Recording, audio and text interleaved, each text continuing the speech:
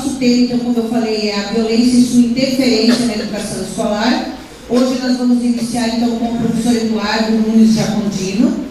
Ele possui graduação em Ciências Sociais, Sociologia e Ciência Política pela Universidade Federal de Pelotas, mestrado em Educação pela Universidade Federal de Santa Maria, doutorado em Sociologia pela Universidade Federal do Rio Grande do Sul. Desde 2002 é professor titular da Universidade Estadual do Oeste do Paraná, UniOeste. Tem experiência docente na área de Sociologia, Sociologia da Educação e Ciência Política. Foi membro fundador do Grupo de Pesquisa Educação e Sociedade, GEDUS da UniOeste, tendo participado do mesmo de 2013 a 2015. É membro colaborador externo do Grupo de Pesquisa Violência e Cidadania da Universidade Federal do Rio Grande do Sul.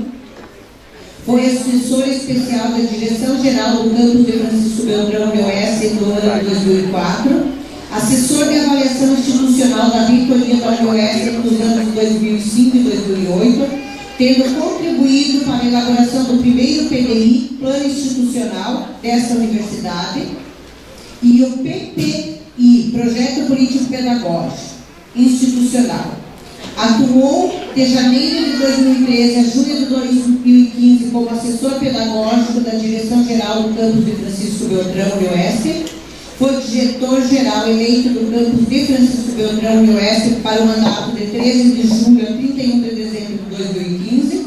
Fundador do Laboratório de Pesquisa, Extensão e Ensino Pós-Modernidade, Sociologia, Direito e Educação da UniOeste em 2015. E é um grande colaborador do Colégio Estadual Mário de Andrade, hoje nosso palestrante. O tema da palestra é a violência simbólica que sofrem os docentes e a violência contra as instituições sociais tradicionais, dentre elas as escolas. Com vocês, então, professor Eduardo.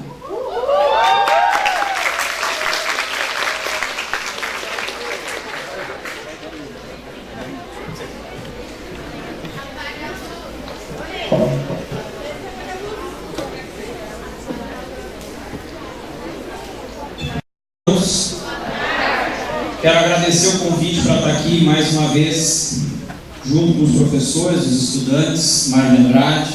Temos uma parceria de longa data para trabalhar alguns temas, que são temas de pesquisa que viemos realizando nos últimos anos. E hoje, mais uma vez, então, a convite do pessoal, me coloquei à disposição para estar aqui com vocês, para refletir sobre algumas coisas que com certeza vão atingir vocês. A minha fala, pelo menos eu espero, e me conheço há 46 anos, vai atingir vocês com certeza.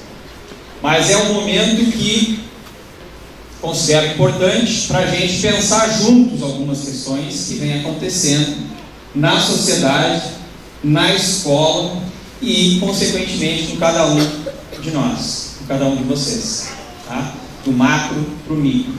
Essa fala, muito provavelmente, ela vai ser direcionada para um tipo específico de violência. Quando entraram em contato comigo, me convidando para estar aqui, me convidaram para falar sobre a questão da violência.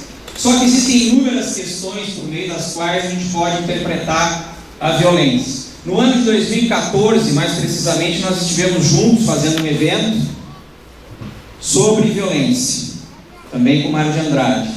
Eu estive à frente naquele momento, um grupo inclusive de alunos, estudantes do Mário. Muito interessante o trabalho que foi feito por essa piazada junto com a gente nesse sentido. De novo, volta o tema, não é à toa.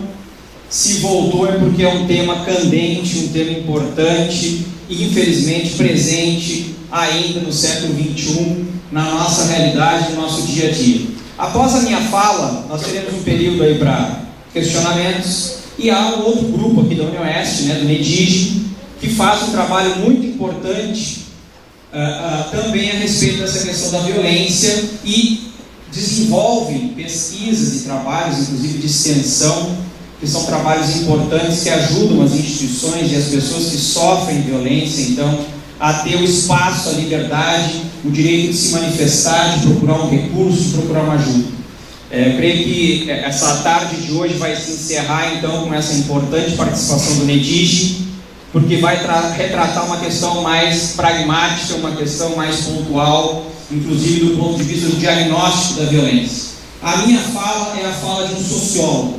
A minha fala vai ser uma fala mais geral e ela vai retratar um aspecto. Eu selecionei um aspecto da violência para retratar na fala de hoje, que é a violência contra o professor e a violência contra as instituições de ensino. Óbvio que eu poderia aqui retratar outras questões relacionadas à violência, porque você sabe que quando a gente fala de violência, a gente tem que falar de violências no plural, porque são inúmeras as formas de violência. Só que nos últimos anos, talvez até pelo politicamente correto que a gente vive, eu diria até a ditadura do politicamente correto, o normal tem sido a gente retratar a violência que sofre o aluno na escola. E essa, obviamente, não pode deixar de ser levada em consideração. Mas a minha fala não vai no sentido do politicamente correto. A minha fala vai no sentido de tentar fazer com que a gente pense uma outra face da violência que está muito presente, que é aquela que é endereçada contra o professor e contra as instituições, diria, tradicionais, dentre elas a escola. Até porque a gente parte do pressuposto hoje de que tudo que é tradicional é podre, não é bom, né? Então a fala vai ser nesse sentido, muito direcionada aos alunos, sim, para vocês ajudarem a pensar com a gente a situação do professor, do profissional que está trabalhando com vocês aí, um profissional importante para a história de vida de vocês, que é um professor, pensar a relação que se estabelece com a escola, com a instituição, e obviamente que a gente faz isso do ponto de vista da sociologia por um olhar específico, né? Que eu também fiz uma escolha para fazer esse olhar, para consolidar esse olhar.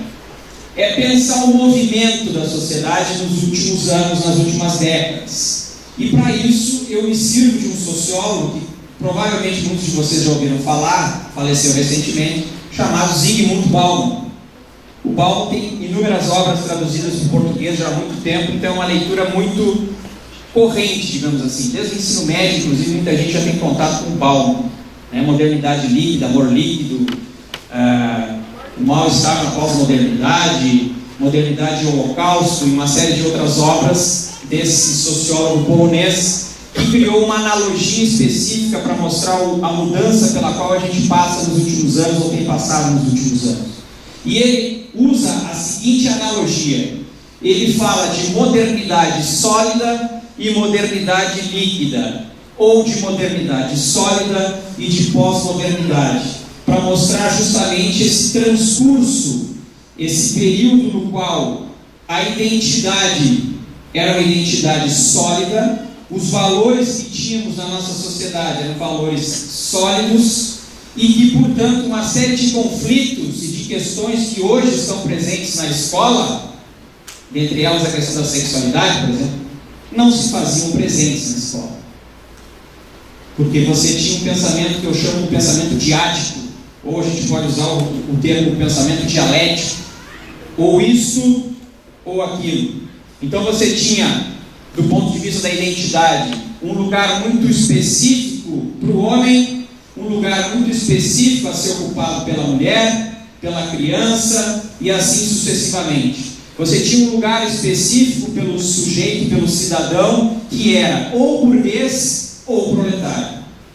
As coisas estavam muito claras para nós, muito bem definidas, escritas, por isso identidades fixas, valores mais fixos, consolidados no transcurso dessa civilização, que é a civilização ocidental. Então, conforme está colocado ali no slide, sentido de ordem e tempo linear, crença no progresso gradual das sociedades, crença na razão, isso é o que consolidou a modernidade sólida.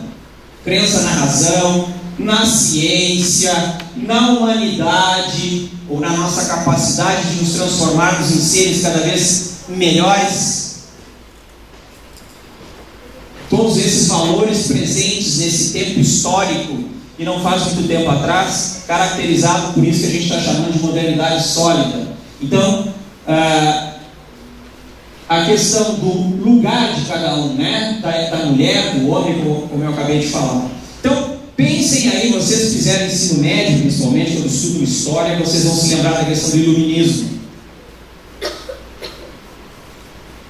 que a palavra iluminismo vem de luz, trazer luz.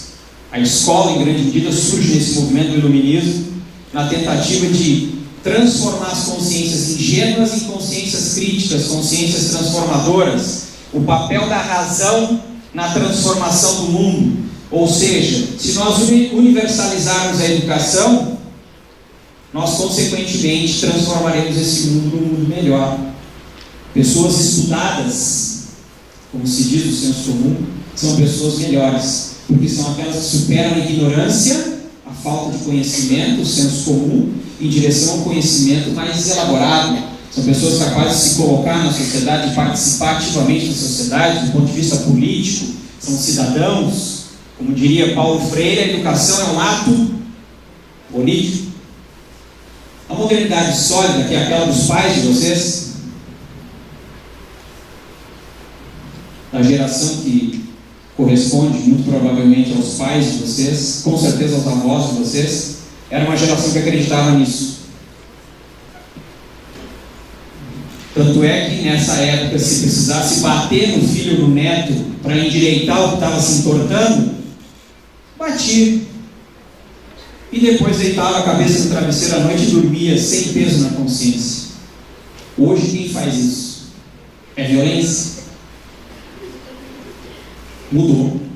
Com certeza mudou o conceito e muda a relação que nós estabelecemos uns com os outros. E ela mudou nessa perspectiva, então, de sair dessa modernidade sólida para uma pós-modernidade ou uma modernidade líquida, que é mais ou menos aquilo que temos atingido nos últimos 30 anos e que a geração de vocês, as chamadas gerações XYZ, quiserem saber mais sobre isso, contratem o professor Eduardo Jacondino na Unimestre, falaremos sobre a geração XYZ. Azar! E o que está acontecendo com essa civilização, ou melhor, com essa geração? Também com a civilização, mas com essa geração. Fim da crença nas metanarrativas, na certeza e no fim do sonho do progresso. Fim do iluminismo.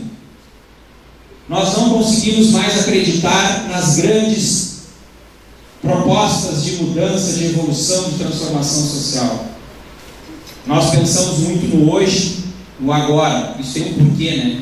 Porque muitas das promessas que foram feitas não foram cumpridas. Falavam-se que se a gente desenvolvesse o bolo, desenvolvimento econômico, depois todo mundo teria acesso às riquezas. Eu diria para vocês que nunca tivemos tanta riqueza como no capitalismo.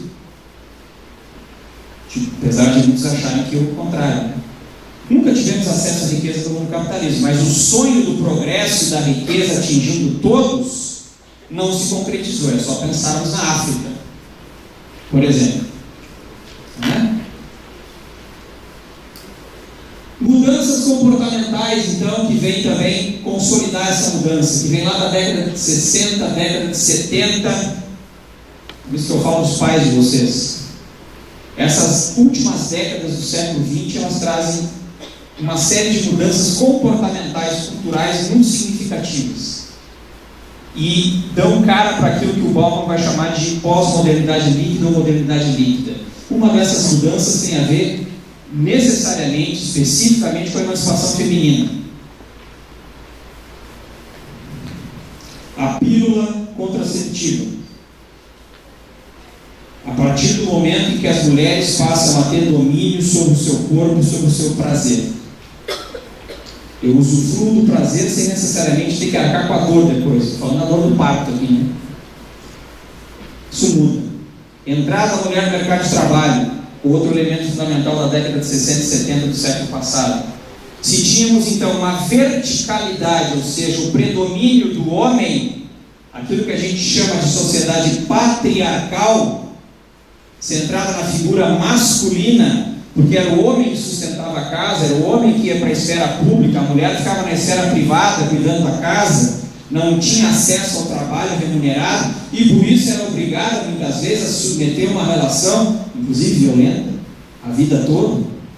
Então não estou dizendo que tudo que vinha do passado são flores, né? Vou deixar claro isso. Mas o fato é que então, se antes tínhamos essa identidade fixa, quem é o homem? Aquele que sustenta o lar. Quem é a mulher? Aquela que cuida dos filhos. Existiam identidades fixas, lugares para cada um. Esfera pública para um, esfera privada para o outro. Quem detinha a última palavra dentro da residência? O homem. Inclusive se utilizando da violência, vamos dizer assim, que na época não era considerado violência. Acabei de falar que bater, inclusive a escola durante muito tempo se utilizou da palmatória. Ora, se a escola se utilizava da palmatória, obviamente é porque não considerava isso um ato violento. Considerava um ato necessário, disciplinador, fundamental para endireitar quem está se entortando. Não é à toa que os livros de didática que vinham explicando a palmatória traziam sempre uma fotografia que era mais ou menos a de um arbusto ou de uma árvore que estava crescendo torta, e que então você amarrava o aluno ali, inclusive, e puxava, aquele elástico com a intenção de mostrar que tanto aquela árvore como aquele aluno tinha que ficar ereto, endireitado e não torto. Era visto como algo necessário, não como violência. Essas mudanças que a década de 60 e 70 vão trazendo, então, muito importante a questão da emancipação feminina, porque traz consigo uma mudança fundamental nessa verticalidade que tínhamos das relações sociais. Verticalidade, estou falando aqui do predomínio do homem. Sociedade androcêntrica, como vai falar o Bourdieu. A sociedade continua androcêntrica, mas não dá para negar que as mulheres têm galgado espaços cada vez maiores. E a mulher, ao mudar o seu comportamento, faz com que o homem repense a sua própria identidade. Isso é outra palestra. Mas aquilo que era sólido, as identidades que eram fixas, o lugar de cada um muda a partir da década de 60 e 70. Vocês estão entendendo? Então, do sólido vem pro líquido, porque agora não há essa verticalidade, essa identidade. Agora pense no ambiente de vocês, na casa de vocês. Vocês vão se identificar no que eu vou falar agora. Quando há uma discussão na casa de vocês, provavelmente todo mundo participa agora. O pai diz uma coisa, a mãe diz outra, e vocês dizem outra. O cachorro, se bobear, diz outra, ele também participa. E agora, quem é que manda, afinal de contas? Vamos dizer assim, quem é que tem a última palavra? Quem é que decide as coisas? Não é um coletivo, é um grupo.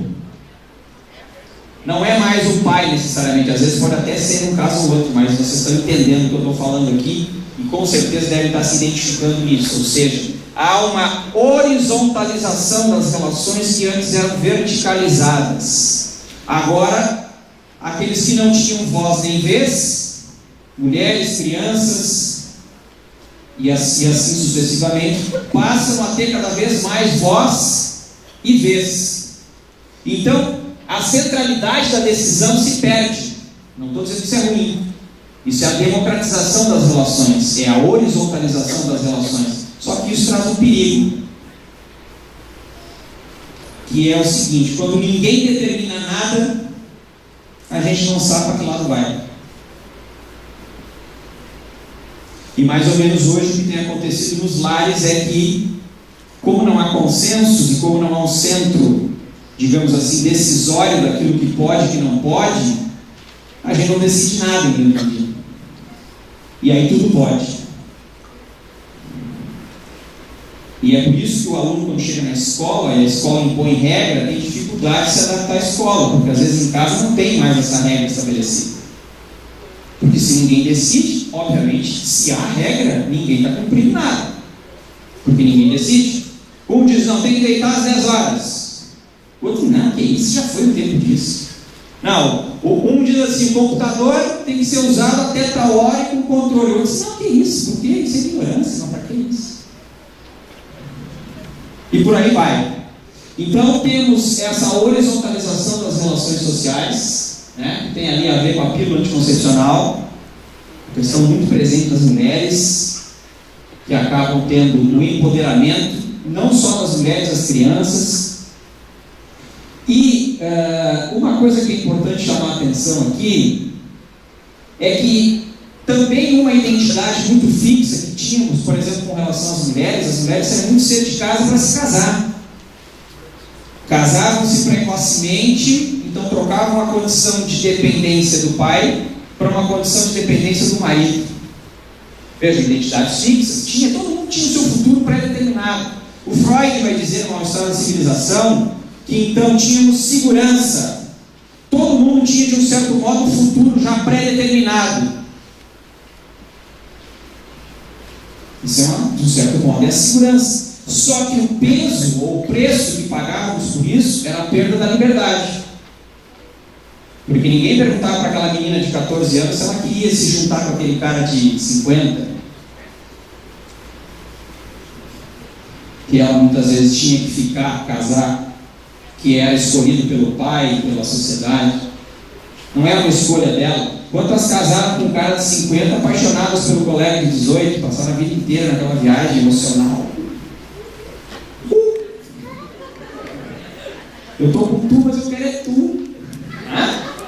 Então vejam como isso se traz, obviamente, essas mudanças traz, obviamente, consigo uma série de avanços, e aqui principalmente no que toca às mulheres, a capacidade de decisão. Isso traz perigos também, porque isso é como uma moeda, tem dois lados. Perde-se o centro decisório, não há mais capacidade de decisão, não há mais verdades colocadas, porque não há mais identidades fixas. Todos nós hoje, pais, professores, em relação a vocês, alunos, pensam 500 vezes antes de tomar uma decisão, com medo de ferir as susceptibilidades, não ser violento, não ser autoritário. Então aquilo que os nossos avós faziam, se tivesse que bater para endireitar, e se perguntar, não ficou com dor na consciência, mas com dor na consciência, meu papel é esse? Hoje jamais faremos isso, justamente porque perdemos essa certeza das coisas. Isso não estou dizendo com isso que é necessariamente negativo, estou mostrando um movimento que está acontecendo, que é esse então da horizontalização das relações, da perda da centralidade das decisões, do crescimento dos direitos de todos aqueles que historicamente não tinham voz nem vez, que passam a ter voz e vez cada vez maior. Isso não é ruim, mas isso vai trazer para a gente uma outra realidade, então, que eu pretendo deixar claro para vocês nessa fala aqui, que a gente pode ir adiante. Então, eu não gosto muito de seguir slide, porque eu nunca sigo, na verdade. Né? Aqui, na verdade, mais para que vocês possam visualizar, se alguém tiver interesse, depois eu posso disponibilizar para a escola. Mas eu acho que algumas coisas são importantes ressaltar. Do ponto de vista das relações na família e na escola, essa mudança ela traz algumas consequências. E é isso que eu quero pensar junto com vocês. Não para a gente pensar em termos fixos, tudo de bom é aqui, tudo de ruim lá, mas mostrar a complexidade disso, que as coisas são mais complexas do que simplesmente está tudo bom ou simplesmente está tudo ruim. Essa mudança da sociedade sólida, da modernidade sólida para a modernidade líquida, ela traz algumas mudanças. Ou seja, hoje a perspectiva que nós temos é aquilo que eu chamei ali de uma perspectiva holística, uma perspectiva limitada, relativística e não mais visão totalizante. Ninguém mais tem certeza de nada. O que nós temos são pontos de vista. Vou dar um exemplo: religião. Hoje nós temos o ateu, o católico, o protestante, o muçulmano, o budista. Vou pegar 5 exemplos de comportamentos relacionados à religião. Sociedade globalizada, hoje a gente tem inúmeras posições. Quem está certo, quem tem razão quando se discute a religião entre um ateu, um católico, um protestante, um muçulmano e um budista?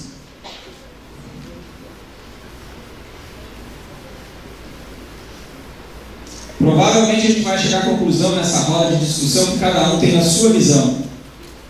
Cada um tem o seu ponto de vista, e todo ponto de vista é a vista de um ponto. E deu. Então, por isso que hoje a realidade é relativística.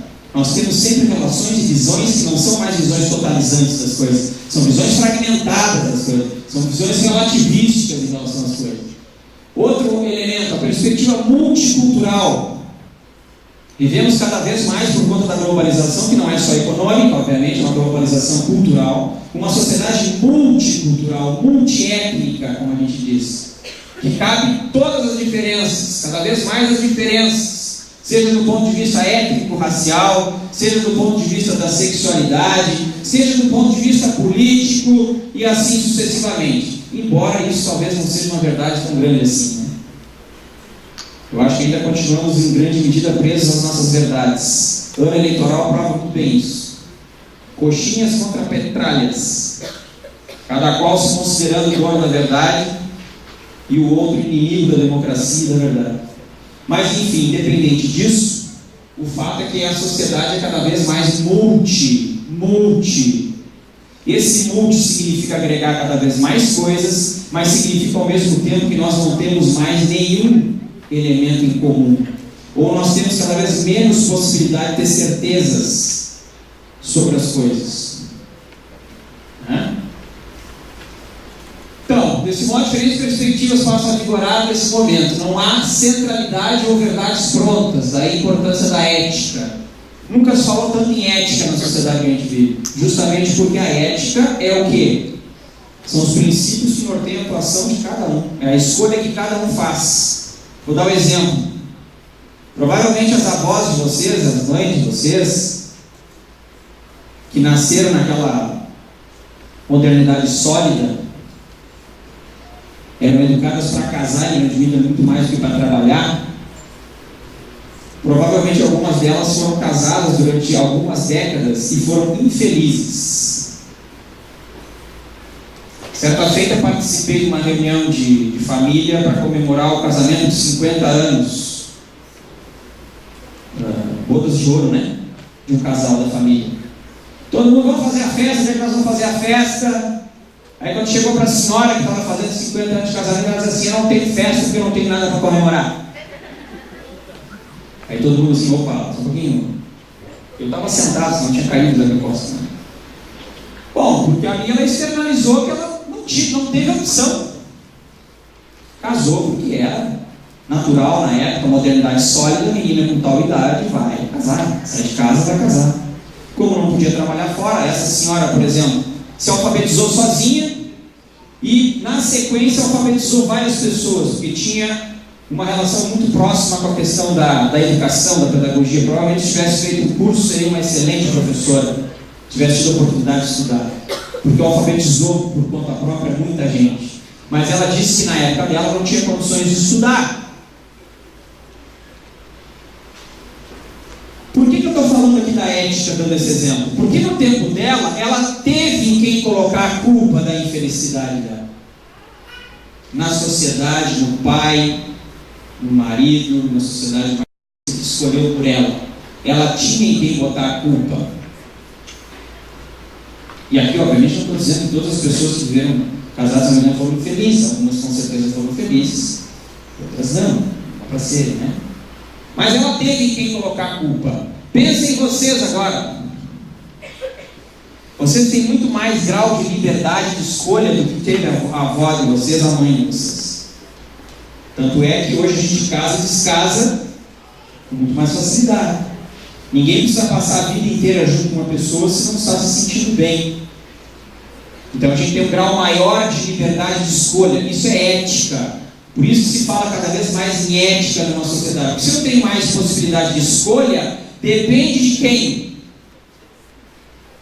A escolha de mim. Então não dá para ficar botando a culpa nos outros. Porque normalmente quando as coisas não dão certo, a gente coloca a culpa no mundo. O mundo conspirou. O mundo. Se temos mais liberdade, claro que essa liberdade é ser regulada, mas essa liberdade, de um certo modo, então, ela depende de mim, das minhas escolhas. E isso faz com que eu tenha que arcar com as consequências das minhas escolhas. E esse é um elemento que está nos faltando. Porque nós temos mais liberdade, mas continuamos colocando a culpa no mundo, né? Colocando a culpa nas instituições, no governo e assim sucessivamente. Mas essa é uma dimensão, então, para a gente pensar. Aqui, então, nessa nova sociedade da modernidade líquida, cada vez mais a gente tem mais poder, claro que sempre limitado, mas o indivíduo passa a ter mais representatividade. Vou dar um exemplo para vocês. Toda escola hoje precisa ter um tradutor de Libras, tem que ter um psicopedagogo, tem que ter um pedagogo, tem que ter um aparato todo de profissionais para dar conta de atender as necessidades de vocês, os alunos, principalmente do ponto de vista psicológico. O que significa que o indivíduo tem cada vez mais espaço e poder nessa sociedade. E a sociedade, diferente do que acontecia antes na modernidade sólida, que era assim: você entrava na escola, vire-se, adeque-se à escola. Esse negócio de bullying nem existia essa palavra. Nós resolvemos no cacete isso aí mesmo, tempo atrás.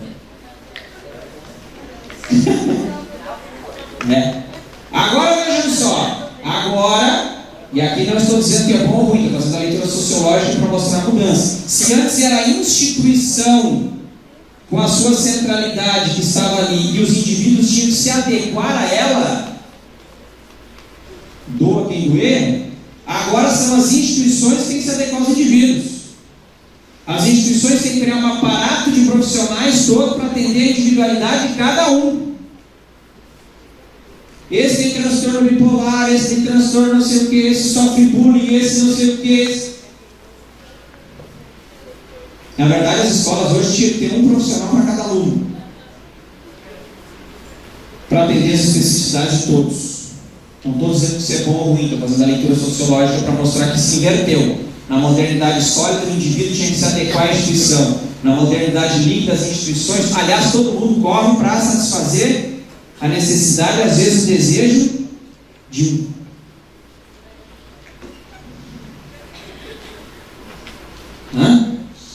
Então, desse modo, há uma inversão na perspectiva, nos papéis a serem desempenhados por pais e mães, professores, pela própria polícia, etc. Ou seja, não é mais o sujeito que tem que se adequar à sociedade, é a sociedade que tem que se adequar ao sujeito. Não é o sujeito que tem que se adequar à escola, não é o aluno que tem que se adequar à escola, é a escola que tem que se adequar ao aluno.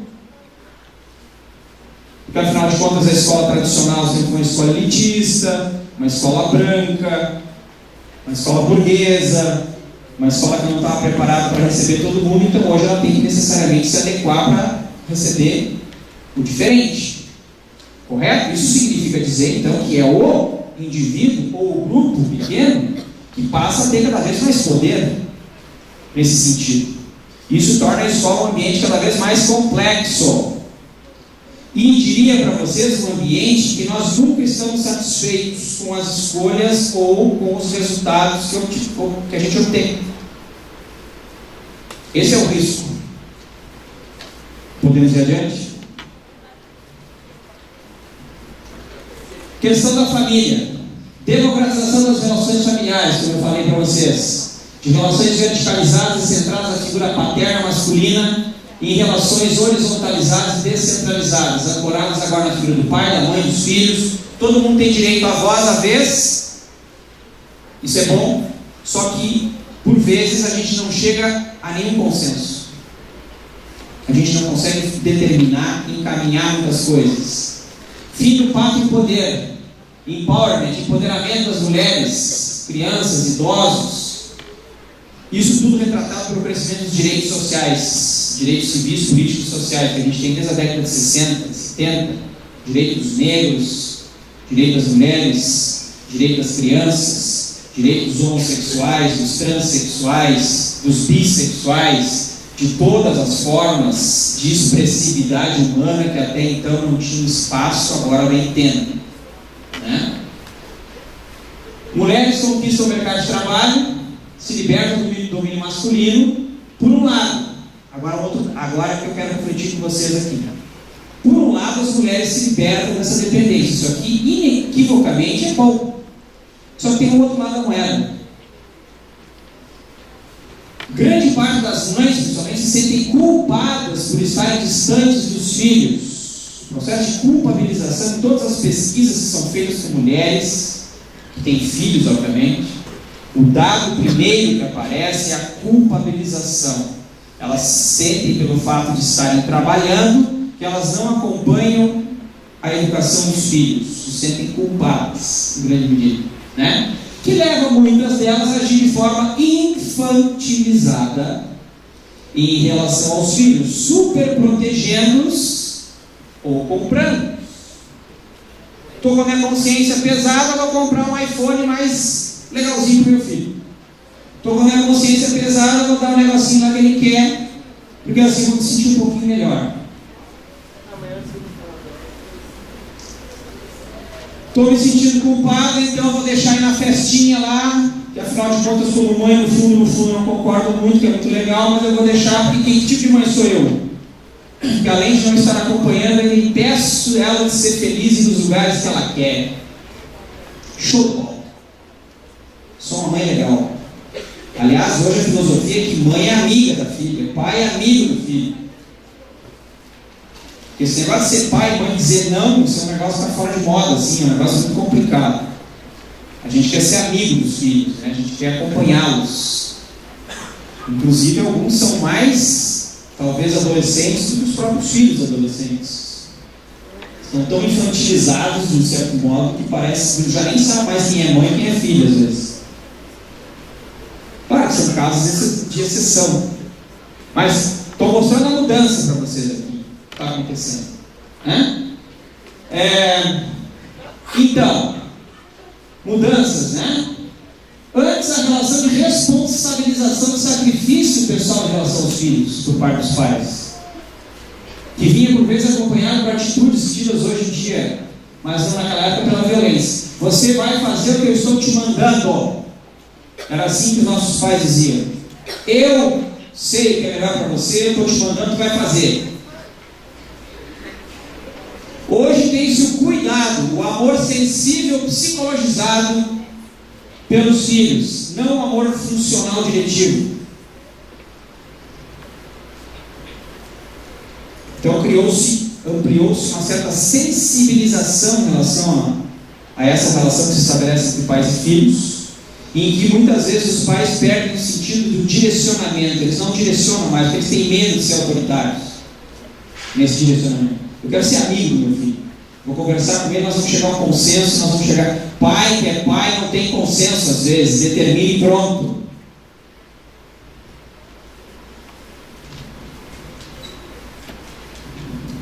Mas nós temos cada vez mais dificuldade de falar disso, de pensar isso, os pais. E as pesquisas mostram que os filhos querem que os pais sejam mais assertivos em relação a eles. E os pais não conseguem ser assertivos em relação aos filhos porque têm medo de ser violentos, de ser ignorantes, de ser autoritários, de não ser amigo dos filhos. É claro que isso aqui é uma parcela, não podemos generalizar nada nunca, porque a gente está falando do ponto de vista social. Mas estou mostrando o quadro para vocês da mudança que tem acontecido nos últimos anos. Certo? Antes tínhamos a imposição do poder patriarcal, hoje temos a superproteção e o tratamento baseado no fato de que toda e qualquer forma de imposição é autoritária. Para nós, a autoridade é autoritarismo e ponto final. Isso é um problema grave. Grave. Mas tem acontecido. Como sofremos com o pesar da ditadura militar, que é uma característica muito específica da América Latina, no nosso caso, os pais de vocês, em grande medida, viveram o tempo da ditadura militar. Isso faz mais ainda com que a gente tenha muita dificuldade de lidar com tudo aquilo que é autoritário. Então, toda vez que a gente é mais impositivo, provavelmente muitos de nós se lembram lá da ditadura militar, de tudo que sofremos lá e que a gente não quer reproduzir para vocês. Só que a autoridade não é autoritarismo, mas isso está muito confuso na cabeça de todo mundo, por vezes inconscientemente, né? Como sofremos com o pesar da ditadura militar, passamos por vezes inconscientemente para nossos filhos a noção de que tudo pode, de que é proibido, proibido. Nenhuma sociedade, nenhuma instituição se mantém sem regras. Nenhuma vida humana consegue se manter de forma sadia se não tiver o mínimo de regramento em relação a si mesmo. Todo mundo sabe que o excesso de alguma coisa leva ao desgaste e à degenerescência. Se você comer demais, faz bem ou não? Faz bem porque é bom, né? No sentido que é bom, é gostoso, mas não faz bem porque o corpo, todo mundo sabe da questão da obesidade, que aliás é um problema mundial. Temos mais obesos no mundo do que pessoas desnutridas no mundo hoje. Todo mundo sabe então que fazer alguma coisa em excesso não faz bem. Ora, quando eu digo fazer uma coisa em excesso não faz bem, significa que algum controle tem que ter das coisas. Ou de alguém que faça por você até você ter a maturidade de fazer, ou você em relação a você mesmo quando você atingir a maturidade de fazer. Porque senão você vai continuar comendo, e sendo obeso, e infeliz com a tua própria imagem contigo mesmo, e tu não vai sair desse ciclo.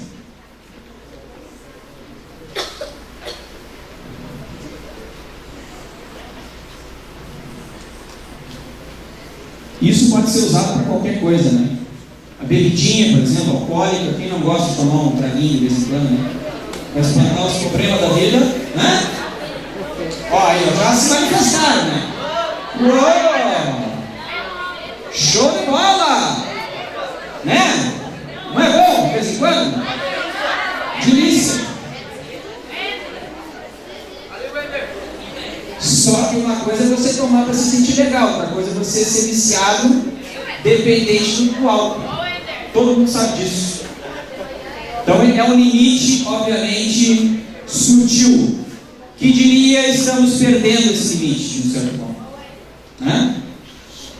Além disso, hoje impera a noção de que nossos filhos não podem passar dificuldades, trabalho.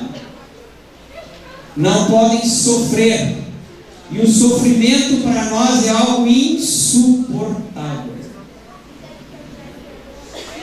É uma outra concepção que está presente na sociedade hoje, extremamente equivocada, que faz com que a gente lide muitas vezes com nossos filhos como se eles fossem vítimas de tudo. E nós temos que protegê-los então do mundo, do sofrimento e assim sucessivamente. Com isso nós não estamos ajudando esse sujeito a se transformar num sujeito que possa encarar a vida como ela é. Difícil. Né? E aí, já finalizando um pouco aqui algumas coisas, para a gente abrir depois do debate, eu vou chegar na questão da violência, tá? Estou fazendo um levantamento, pelo menos do ponto de vista sociológico, assim, para mostrar algumas coisas que têm acontecido, mudança de comportamento. Uma outra questão que está muito presente no mundo hoje é o que a gente chama de hedonismo. Já ouviram falar disso, né? Hedonismo é um termo que vem do grego, adonis, que significa apaixonar-se por si mesmo. Mulheres, exemplo. Muitas das mulheres não querem mais ser vistas apenas como mães, mas como mulheres mesmo, como trabalhadoras também. Cresce o interesse por si mesmo. Cada um de nós passa a se ocupar cada vez mais de si mesmo na sociedade em que vivemos. Isso não é ruim a priori, tá? A busca pela liberdade, pela felicidade se tornam parâmetros fundamentais. Deste modo, perde-se em grande medida o senso de companheirismo, perde-se a paciência facilmente, casa-se e descasa-se muito rapidamente, muito facilmente. E a perguntinha básica, onde ficam os filhos no estudo? Se a sociedade é hedonista, significa que agora, ao invés de cumprir o papel social, eu estou preocupado com a minha própria realização, com a minha própria felicidade. Isso é ruim a princípio? Não. Só que isso gera consequências. E a gente percebe muito nitidamente essas consequências nos relacionamentos amorosos. Ninguém mais tem paciência com ninguém. Eu estou me relacionando com uma, já estou olhando para o mercado, porque o mercado está aí. E aí eu sempre olho, quando eu olho para o lado de lá, parece que sempre o vizinho é mais feliz que eu, na verdade. Então, para que eu vou ficar com este bofe do meu lado aqui, me incomodando, se há um universo de possibilidades melhores por aí para ser feliz? Como se esse outro relacionamento também não fosse apresentar algumas questões, porque não existe relacionamento 100%, né, resolvido, porque não existe ser humano 100% resolvido. Mas enfim, de um certo modo, como a gente é hedonista, a gente quer ser feliz, por que eu vou perder tempo discutindo a relação? Eu diria que discutir a relação é uma coisa que a mulher inventou na história, as mulheres estão desinventando, eu acho já. Já não estão mais nem querendo discutir a relação. Porque deu o B.O., tchau. vem outro. Deu B.O., tchau. E assim a gente vai na busca da felicidade. Claro que não é assim necessariamente, né, gente? Eu estou brincando aqui um pouco para pintar o quadro para vocês da mudança de comportamento. Claro que as coisas não são literalmente assim, então não sei se a gente precisaria fazer esse adendo aqui entre parênteses, porque eu sei que as coisas não são assim, explicitamente assim, né? A gente ainda discute a relação, sim, tem gente que, né, as meninas continuam muitas ainda com o sonho de se casar, as pesquisas mostram isso, mas isso é outro papo. Mas não dá para negar o fato de que essa é uma mudança. O hedonismo está presente na vida da gente. E aqui o que interessa refletir com vocês é o seguinte: é muito bom você ser hedonista quando você não tem filho, porque filho é um compromisso para a vida inteira. Você pode ser hedonista o quanto você quiser, mas o compromisso com o teu filho é um compromisso com o teu filho e tu não pode passar isso para ninguém. E tem muita gente que, em nome da busca da felicidade, não quer ter desgaste, perder tempo, inclusive nem com o próprio filho. Porque tem que ser feliz aqui e agora. Então, o que eu estou querendo dizer com isso é que a gente parece que, de um certo modo, obviamente que em alguns casos, a gente está perdendo o equilíbrio, como diria o Dinerval Saviani, a teoria da curvatura da vara, do equilíbrio das coisas.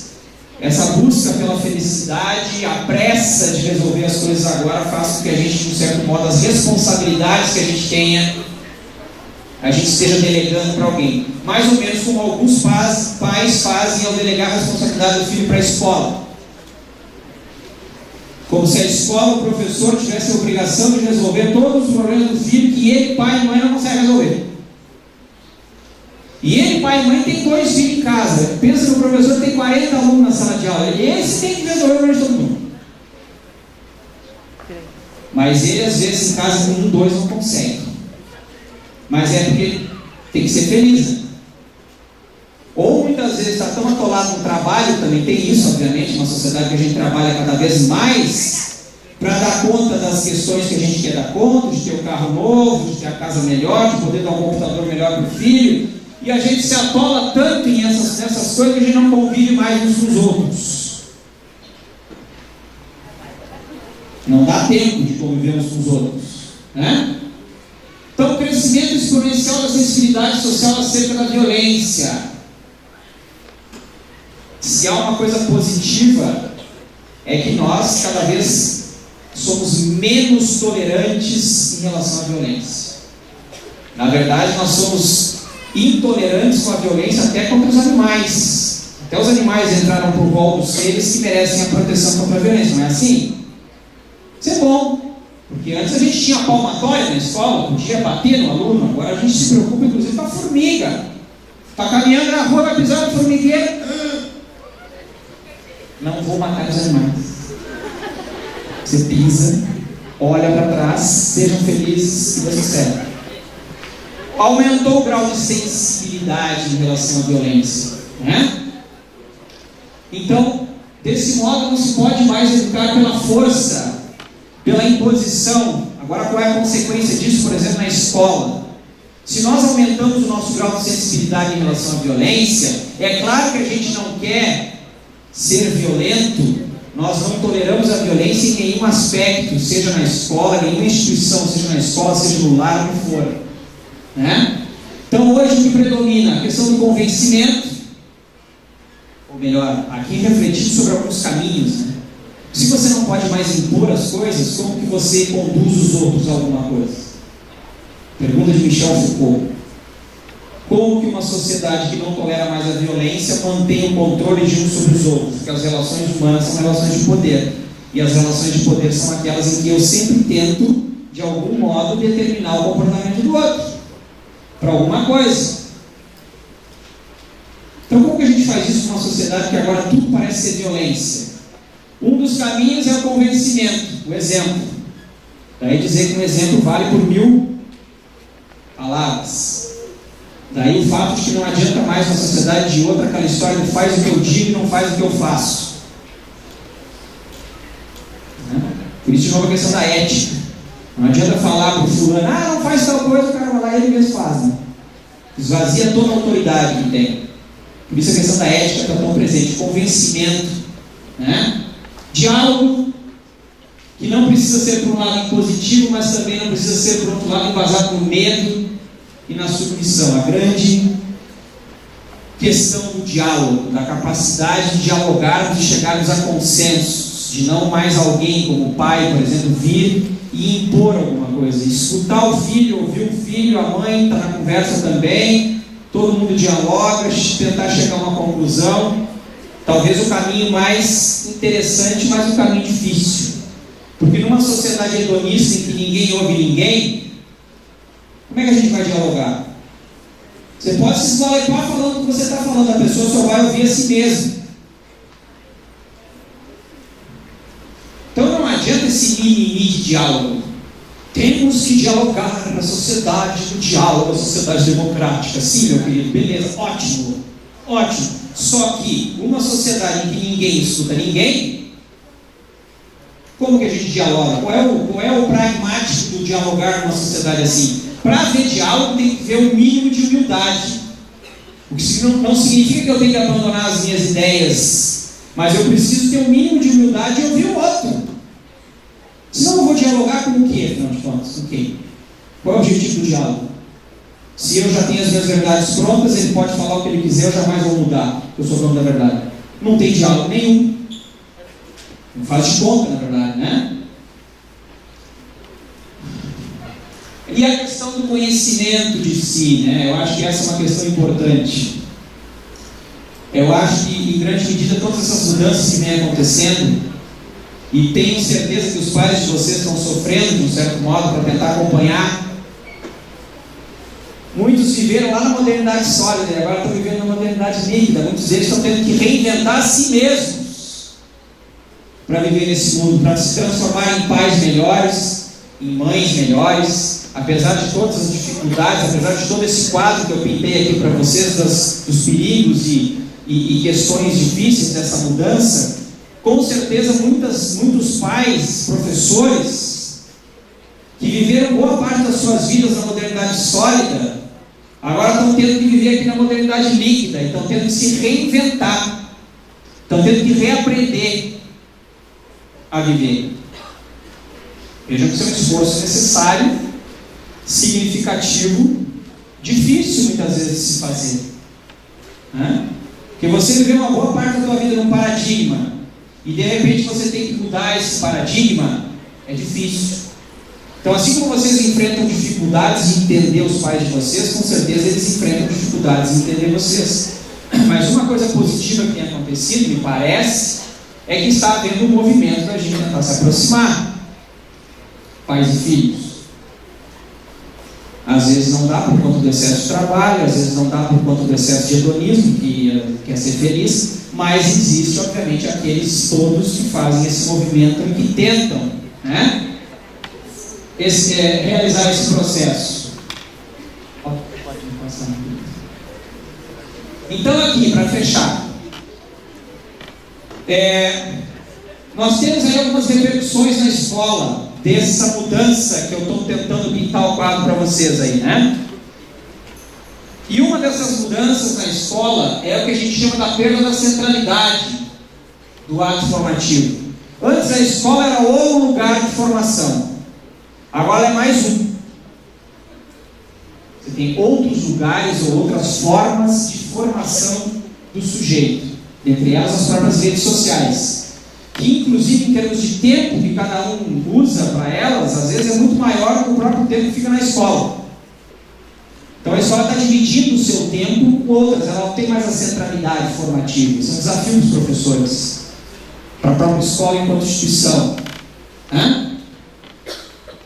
Crescimento do mundo psi, que faz degenerar as formas de autoridade.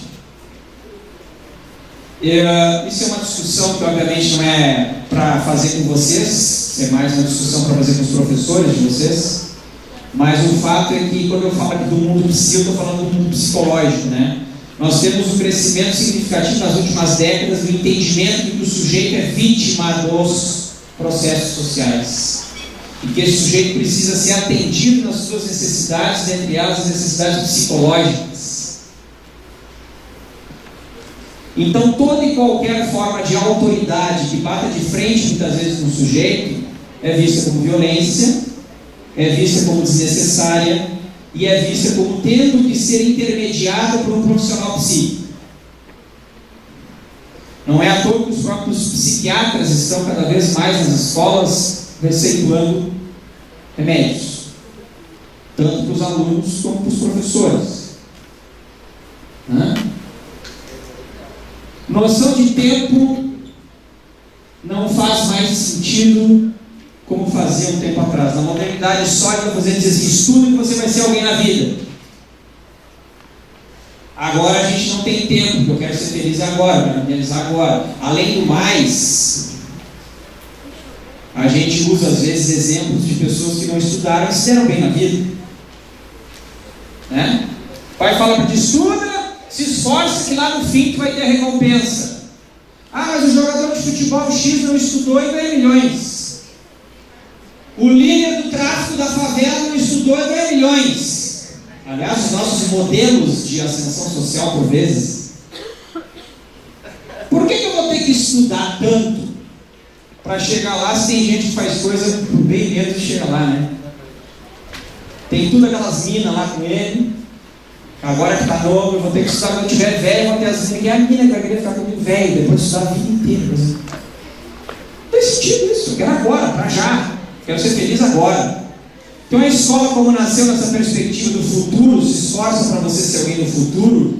Para as nossas novas gerações é cada vez mais difícil entender esse futuro, porque a gente pensa sempre no cotidiano, no agora, né? E a questão do esforço e da disciplina, que são comparados hoje à dor e ao sacrifício. Vou repetir: esforço e disciplina são comparados hoje à dor e ao sacrifício, que é um termo religioso, inclusive, né? Que não suportamos mais na sociedade pós-moderna ou da modernidade líquida. Então, de um certo modo, em grande medida, os pais não querem que seus filhos sofram. E a disciplina é, de um certo modo, entendido como sofrimento. Ter que passar por reveses, muitas vezes, é entendido como sofrimento, e a gente faz de tudo para que o filho não passe por essas adversidades. Acho que podemos passar por último aí, sim. Você pode fazer um favor para mim de pegar minha eu só quero mostrar um livro para a galera aqui, que foi feito nos Estados Unidos, em um bairro pobre da Califórnia, em que o diretor da escola resolveu enfrentar o desafio de tentar superar o abandono que aquela escola passava, né? Os alunos abandonavam muito, não obtinham sucesso, era a escola de ensino médio, então, para a questão do vestibular e o ingresso na universidade, nos Estados Unidos é diferente a questão do ingresso. Foi feito um trabalho para tentar entender por que grande parte daqueles alunos não obtinha sucesso. Né? E esse trabalho acabou redundando num livro que foi traduzido para o português, que se chama Uma Questão de Caráter. Porque a curiosidade e a determinação podem ser mais importantes que a inteligência para a educação de sucesso. Na pesquisa que esse diretor da escola acabou fazendo durante décadas, tentando entender, acompanhar os alunos que saíam dali, aqueles que iam para a universidade, aqueles que não iam, aqueles que obtinham sucesso na vida mesmo não indo para a universidade, aqueles que mesmo indo para a universidade muitas vezes não obtinham sucesso, que só penduravam o diploma na parede. Esse cara foi se perguntando então o que realmente eram valores ou questões fundamentais para que esses meninos, essas meninas que saíram lá daquele ensino médio obtivessem sucesso. E uma das questões que ele traz, né, nesse livro, que é muito interessante, ele vai falar em resiliência e determinação. O que é resiliência? O que é resiliência? Insistência, não desistir no primeiro obstáculo. Determinação, o que é uma pessoa determinada? A Uma pessoa que tem foco, que sabe o que quer.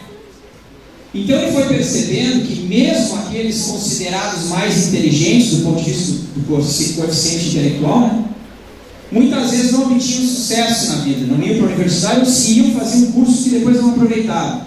E ele foi percebendo na pesquisa, no acompanhamento que fez, que aqueles que obtinham mais sucesso tinham algumas características, por isso que ele vai falar em questão de caráter. Essas características têm muito mais a ver, então, com a postura que o sujeito adota em relação à vida e a si mesmo, do que necessariamente só com a questão cognitiva e intelectual, que intelectualmente a maior parte de nós com certeza é capaz de aprender as coisas, mas não é essa a questão que faz a diferença. E por que eu estou trazendo esse elemento para vocês aqui? Porque nós, neste movimento que temos feito, de considerar a disciplina como sofrimento, de considerar as adversidades da vida como algo que a gente precisa eliminar, de viver numa sociedade em que de forma positiva a gente fala cada vez mais dos direitos, mas esquece dos deveres. Minha querida, pode trocar o... Tá certo. Não, volta lá, desculpa, pode voltar. Esse é o último mesmo. Nós estamos enfrentando uma dicotomia muito importante.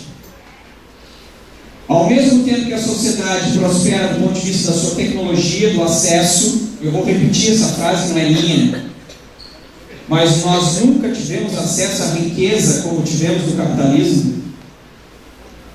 Apesar que a gente fala da sociedade injusta, da sociedade desigual, você sabe quanto tempo vivia uma pessoa na Idade Média, no feudalismo? Qual era a expectativa de vida no período feudal que antecedeu a sociedade capitalista? 35 anos de idade. Foi com o capitalismo que nós atingimos hoje a expectativa de 80, vamos chegar aos 100 anos de idade. A maioria esmagadora das pessoas, tirando os nobres e o clero, eram miseráveis na Idade Média. Ganhavam para comer. Hoje nós ganhamos para comer, os pais de vocês, em grande medida, vocês futuramente, mas para ter acesso a outras coisas também, né? Muito maiores do que isso. Então, diferente do que muita gente fala, nós nunca tivemos tanto acesso à riqueza como tivemos no capitalismo. Só que isso está sendo acompanhado, tem vindo acompanhado de uma, como se chama, eu coloquei aqui, de uma vitimização, ou de um processo de colocar o sujeito sempre como vítima das circunstâncias. Tem alguns autores que têm escrito materiais sobre isso, inclusive saiu um livro recentemente que vai chamar de Podres de Mimados. Isso tem uma história. Eu já vou encerrar agora com essa pequena história. Isso tem origem em um cara chamado Jean-Jacques Rousseau, que escreveu Emílio, escreveu do contrato social, escreveu a desigualdade entre os homens. É uma vertente teórica da política, da sociologia, que a gente chama de política da redenção, que pensa que, como o Rousseau bem falou, o homem nasce bom e a sociedade o corrompe. Jean-Jacques Rousseau, Contrato Social e Outros Escritos. Rousseau tem uma frase famosa que diz o seguinte: o homem nasce bom. Nós somos bons por natureza. Quem nos corrompe é a sociedade. Não é demais lembrar que Rousseau foi o autor que mais influenciou, um dos autores que mais influenciou Marx e o marxismo. E o marxismo e todas as correntes progressistas que vieram depois do marxismo continuam acreditando que nós nascemos bons, mas alguém nos corrompe. Para o marxismo são os burgueses que nos corrompem, mas nós somos bons. É por isso que nós precisamos fazer uma revolução política, por isso política da redenção, porque através da política, da revolução política, colocando os bons no lugar dos maus, é que nós teremos uma sociedade igualitária, justa, enfim.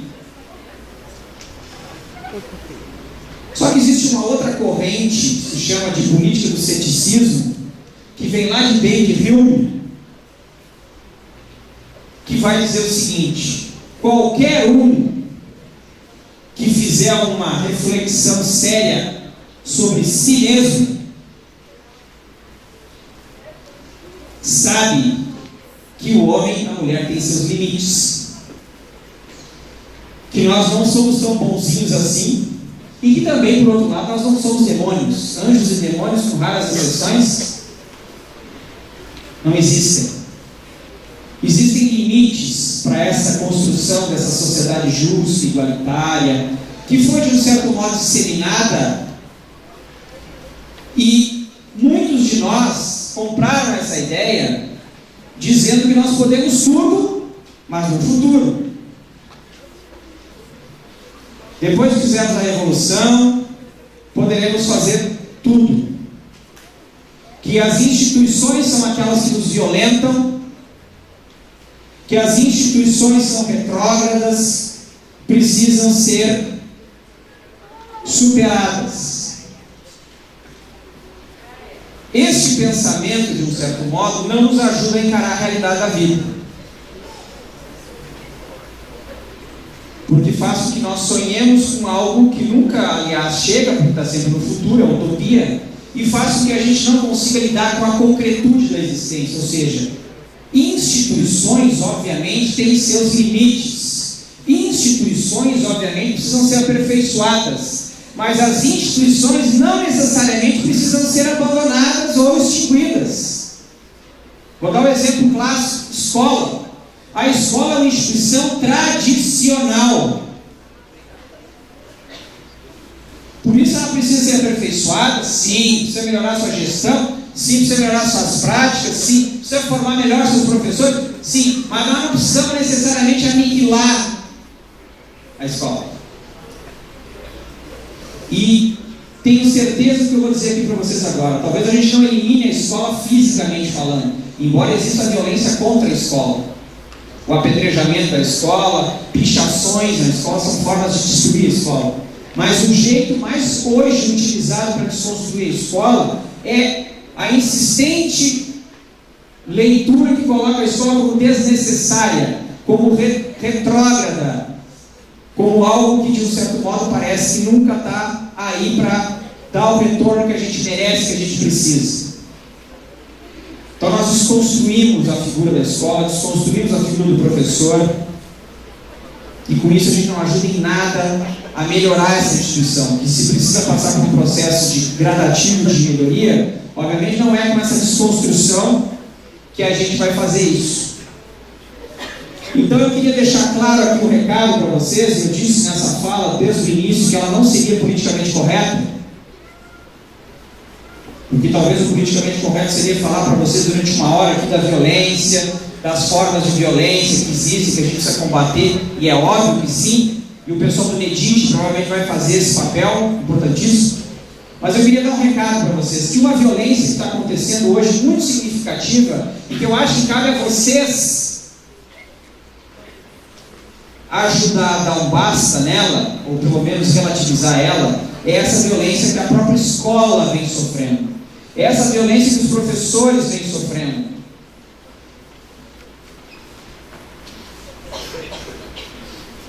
E isso eu entendo que a gente pode fazer, isso eu entendo que a gente precisa fazer, é resgatar a importância dessas figuras que dedicam a sua vida profissional para formar vocês, obviamente com as debilidades que cada um tem,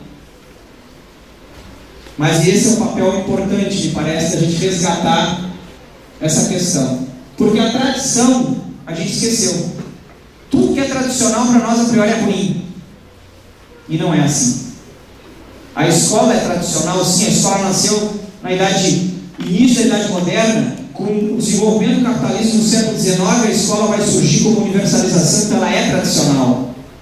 Mas o ser tradicional não significa que ela não pode ser melhorada. O tradicional não significa que ela não tenha nada a oferecer. Outra questão, estou encerrando,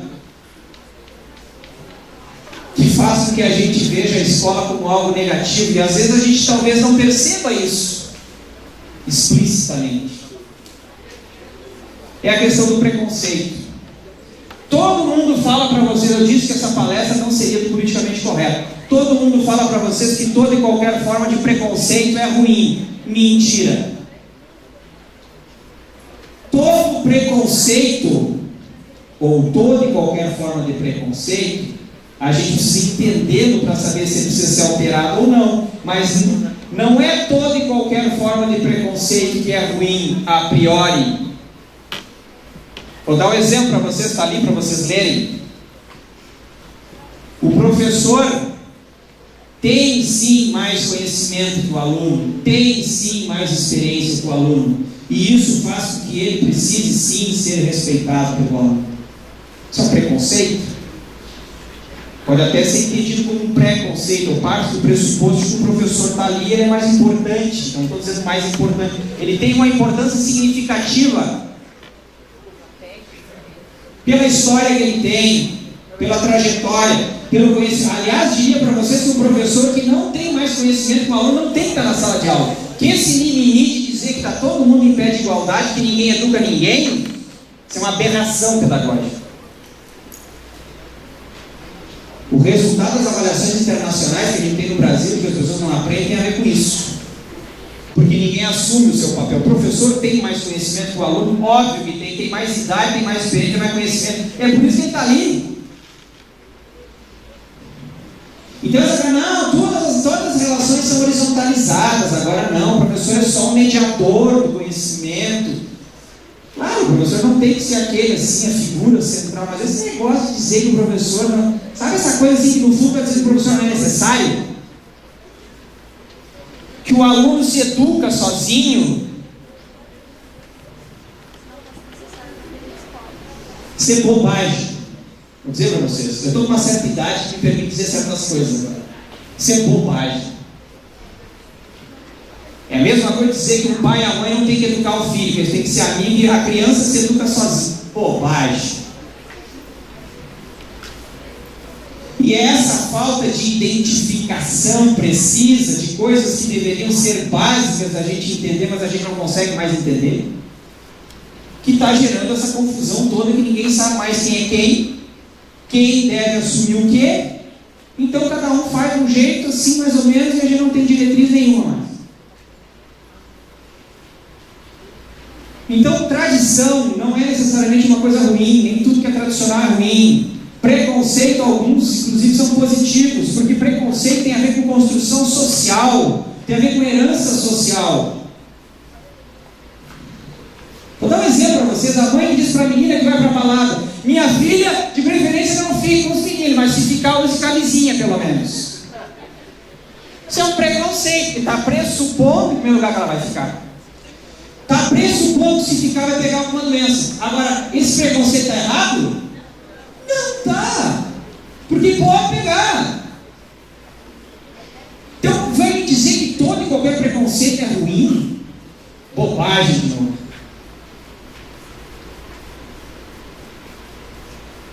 Tradição não é ruim necessariamente. Preconceito todo e qualquer não é ruim necessariamente. E encerro dizendo o seguinte: nós, de um certo modo, e aí a gente tem que se colocar, né? Vocês muitas vezes são vítimas talvez desse processo, nós estamos construindo uma geração de mimados. Uma geração que pensa nos direitos e que tem, mas que não pensa nos deveres. Nenhuma sociedade se mantém se não manter o equilíbrio entre direitos e deveres. Nenhuma pessoa se mantém saudável na sua própria existência se não manter consigo o mínimo de equilíbrio entre aquilo que pode, aquilo que deve e aquilo que precisa. Isso é óbvio que eu estou falando para vocês, mas por incrível que pareça, isso não é óbvio mais para nós. Então, aí assim você deve, não, mas o pessoal do SEMA deve estar louco agora. O que eu fui chamar esse louco do Jacondino? Agora nós vamos falar de violência, de caracterizar a violência que está acontecendo contra o aluno, a violência sexual. Me vem o louco do Jacondino e leva a conversa para o outro lado, e agora não sei como vai fazer. Então, assim, só para justificar um pouco as coisas, Eu disse para vocês no início que eu ia escolher um aspecto da violência para trabalhar, que é a violência contra os professores, contra as instituições, que é uma das formas de violência que está presente, mas que a gente não fala. E obviamente com isso não estou descaracterizando a importância de lidar com as outras formas, né? Com certeza o pessoal do DEDIG, estou repetindo isso, inclusive de forma muito mais apropriada do que eu, pode auxiliar vocês a fazer isso.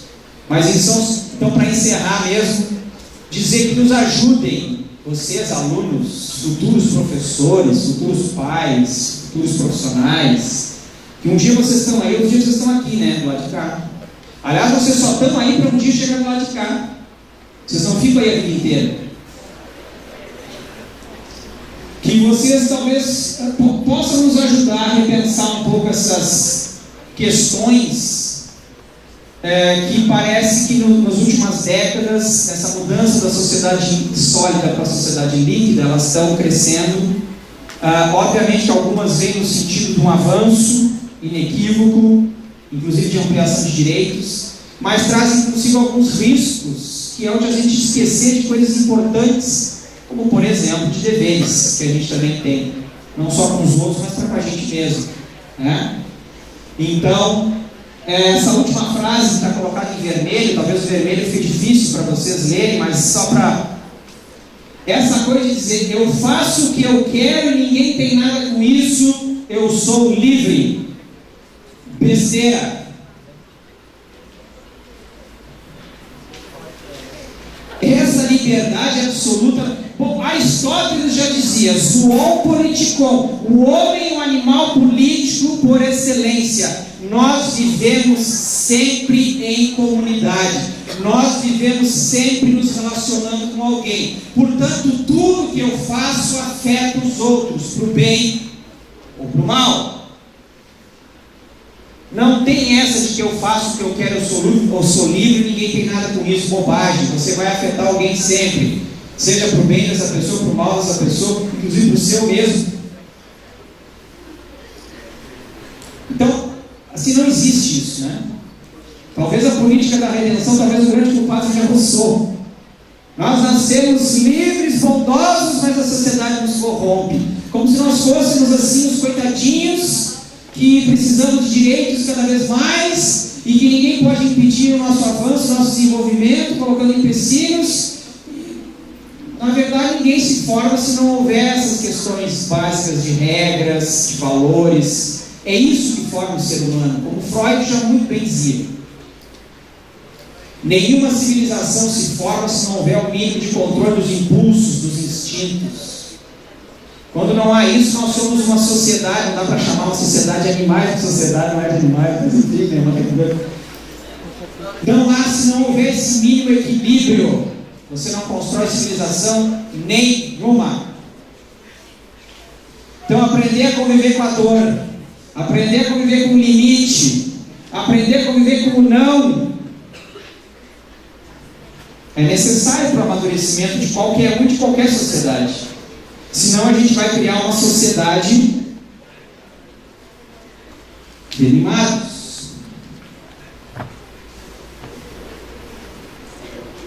Theodor Dalrymple, Podres de Mimados, as consequências do sentimentalismo tóxico.